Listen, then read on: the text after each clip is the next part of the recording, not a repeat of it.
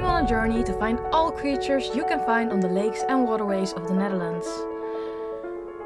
I will take my sailboat as a way to explore and discover all there is to find, using my camera and art to document it all. While I prepare to set sail, let's see what creatures we can already find in the harbour. The swaying of boats and the clinging sounds of lines thrusting against the mast are all too common in any harbour. So many boats, big, small, motor or sail, they're all here for safe harbour. Safe.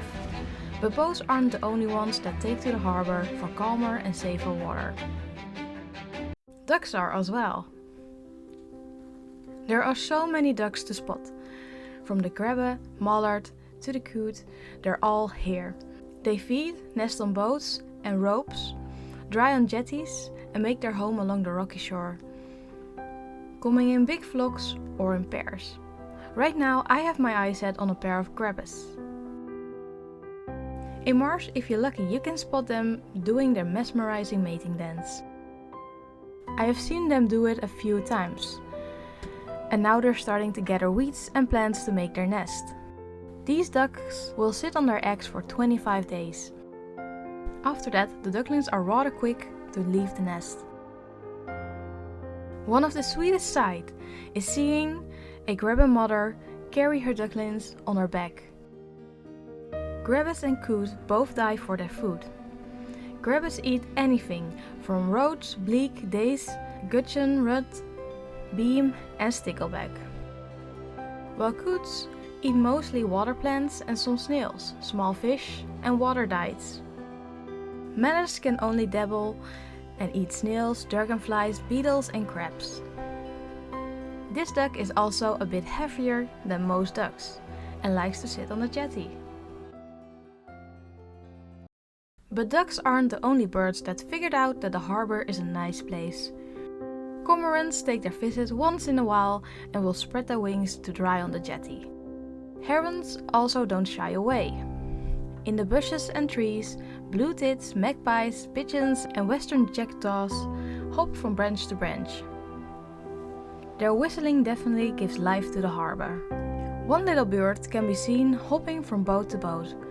They will hop along the deck and sit on the railing. They blend pretty well along the boat with their white and grey appearance. Meet the white wagtail, a small bird that loves insects. It will search and run for any butterflies, dragonflies, flies and larvae it can spot. And there are plenty to find along the rocky shores with reeds, flowers and bushes.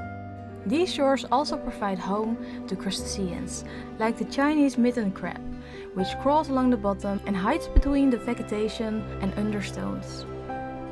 It's along these lines, patches and shores where most of the harbour life happens. It's a dance between urban and water.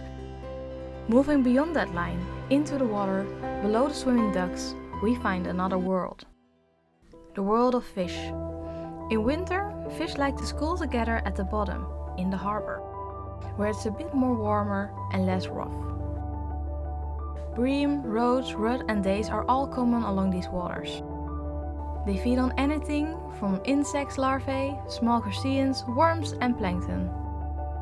When dusk falls, bunnies run along the harbour paths, from one bush to the other. You would be surprised how many there can be. In the shadow, the mice and rats also scatter along. And when night truly falls, bats fly and squeal. Bats love to be near water, as they provide many insects, and the common pipistrelle is no different. Despite its size, it can easily eat 3,000 insects a night. And that's this freshwater harbour in a nutshell. A place that meets between urban and water, that welcomes a mix of creatures that have found peace and the right opportunity. In the sky, the bushes, the rocky shores, the boats and below. I hope you enjoyed it and are excited to explore so much more. Until then, cheers!